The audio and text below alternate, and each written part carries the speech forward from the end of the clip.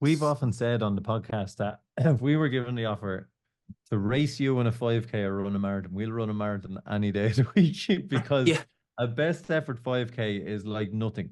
Uh, like trying to, for us, a sub 25K is, it's like the hardest thing we will ever do. And the marathon, although it is difficult to slog, it just feels like it's not that hard until the final 5K where you just have to hold on.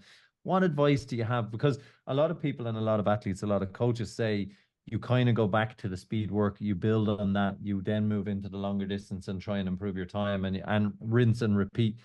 Is that what a lot of people are missing? And should people just embrace that more? Obviously, you've alluded to it, but what advice do you have for people to kind of schedule, say Dublin, post Dublin, and we mm, run? What should we look at for the year ahead? How should people be considering their training with 5Ks and 10Ks? yeah. So first of all, I go to say, like, if you take an example of you go and you look at marathon training, right? If you think about in every sport in the world, it's actually always dictated from the elites. Like it is, like even your training for Dublin is still dictated from kind of what the elites do. But what people forget is that elite marathon runners came from the track, and so they bring that with them. And so it's easier to run longer, faster stuff when you have a bit of pace and pop in your body. When you don't have pace and pop in your body, you just never take off. And then it's also not a case of like to improve your 5K, you go out and all you do is like 5 by K at 5K pace. No, that's not what you do either. Like you just bring back the volume, you bring back, like, you still do your threshold running, but you shorten the intervals to allow more life in the body. And then maybe, yes, you do a couple of faster sessions, but like not necessarily like killing yourself with speed. Like honestly, to run a fast 5K, what's probably happening, people, is they're actually just dead from overtraining. Yeah. And so it's about like keeping freshness in the body to actually promote life, because a lot of the time, if you think about like people's average pace for the 5K, for 1K, it's probably not that hard for them to do, but they're just tiring. And so also, like, for most people who are running Dublin, like I always say to people, like, we're not full-time athletes, like, so you have only one bag of energy, so it's gone with family life, work, etc. And a lot of people are bringing tired bodies to training as well, so it's a lot about your own energy as well. That's one thing you have to get right first. For me, any workout give to any of those that I'm coaching, like, okay, yes, I give the training zones, but if I was to just give it of a perceived effort out of 10, it would never be more than a 6, 7 out of 10. So what it's making them doing, it's you're going to the session, you're leaving the session feeling, oh my God, I feel good, I could have ran faster. It's like, yeah, don't. Hold on to that. Hold on to it. Hold on to it again. Hold on to it again. Now stand in the start line of that park run or 5K. Now let it go. Like, it's energy. Like, how many people probably go through a marathon training phase block, and by the time they get to Dublin, they just feel like a sack of spuds on the starting line. Like, and I would guarantee majority of people will be in that place. And then they have to go through the whole marathon. They'll be absolutely wrecked after, and they won't want to run for another couple of weeks or months afterwards. And then they'll probably start building a half year later. So I would definitely, like, bring the training back. You don't need to be doing long runs, each weekend. Like, have a bit more controlled threshold running. Find what threshold out is, those paces. Bring strides in, short hill strides to bring power and pop into the body. And then pick a few 5K races. You don't have to be going running a park run every weekend. Like, there's lots of nice races out. Like, say, even in February time, you have the John Tracy 10 mile. That's a nice little one to do. Then there's a lovely couple of, whether it's the Jingle Bells 5K, there's a nice Newmarket 5K down here in Cork. Like, there's lots of races like that. I would also say to people, as I say with those that I'm coaching, going back to what you were saying, Sean, you got to race more to get better at racing. So when you do a 5K race and you come along and you say, that's my time, and then you say, oh, I'm no good. It's like anything. You have to practice racing now. Just because you trained doesn't mean you go out and you're going to, like, it's going to take effect. I always give the example of a boxer, right?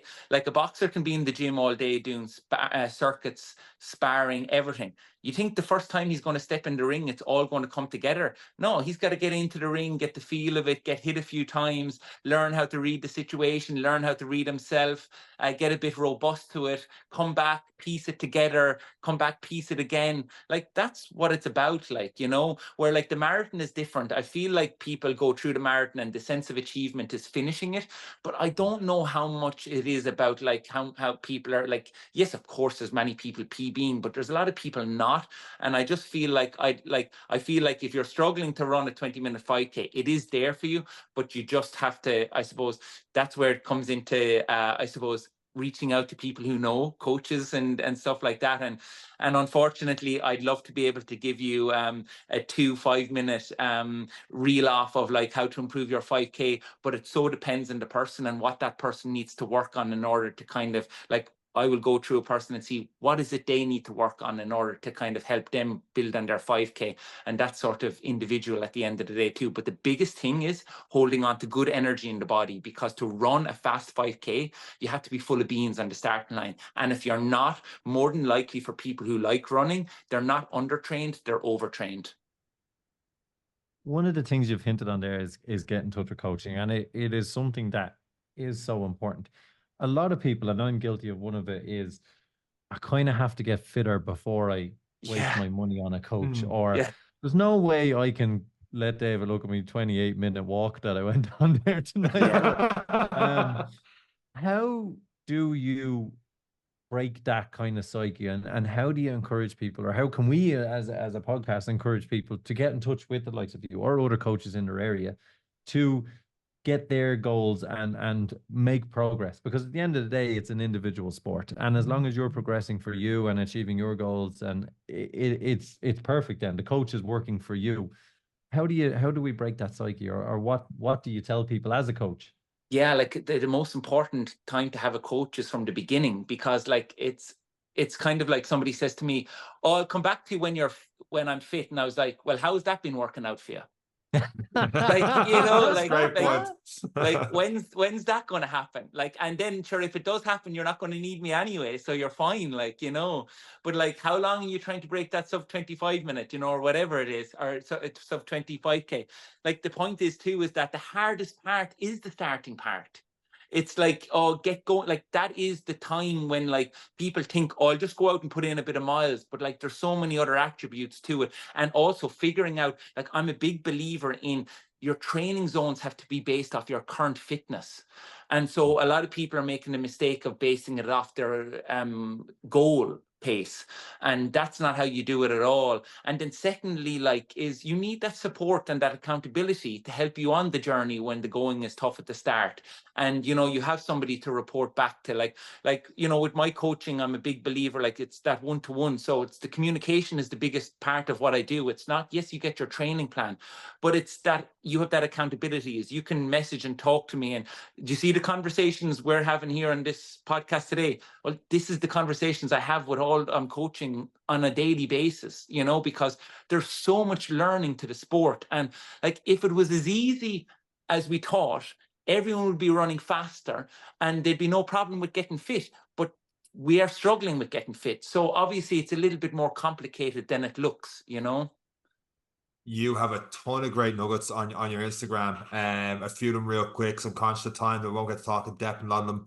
Hills pay the bills. Running alone doesn't help your running form improve in the gym. And you talk about strides the day before doing a faster workouts.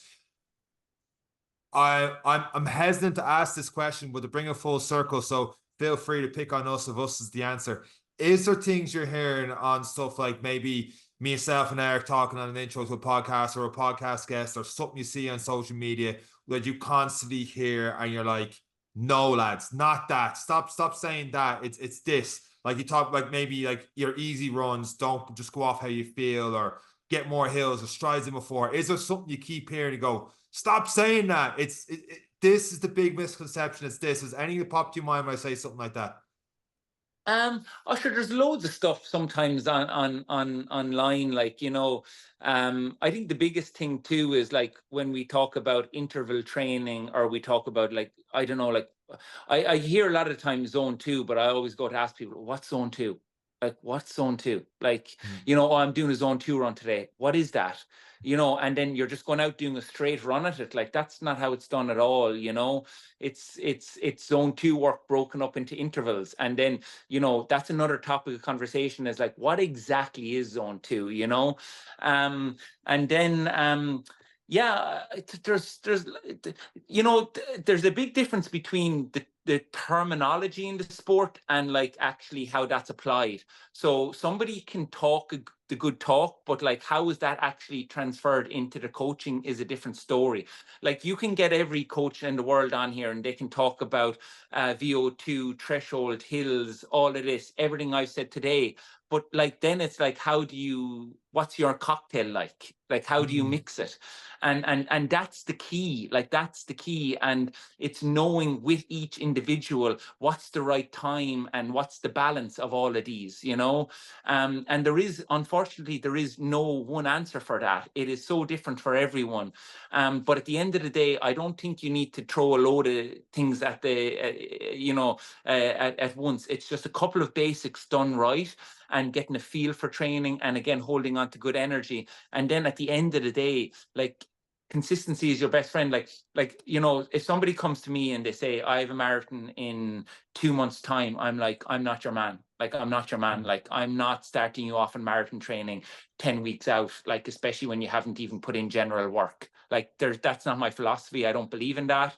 I just won't. I can't do it. I can't put you out in a 30K run when you haven't even been consistent with a few 8K runs. I just don't believe you'll absorb the work, you know. And so I'm a big believer in like general fitness coming before specific fitness. So how the hell could you get fitter at a marathon if you haven't gotten fitter at 5K, 10K? Like, it just doesn't add up. Now, if it's a case of you just want to run the distance, well, then I don't think you need me. You know, like, I think anyone can go out and run 42K, you know, but do you want to get fitter? Do you want to bring your running to another level? Well, then that's a different story, you know. You really hate this podcast, don't you? No, not at all. But these are the questions that need to be asked and to be answered, you know. Absolutely.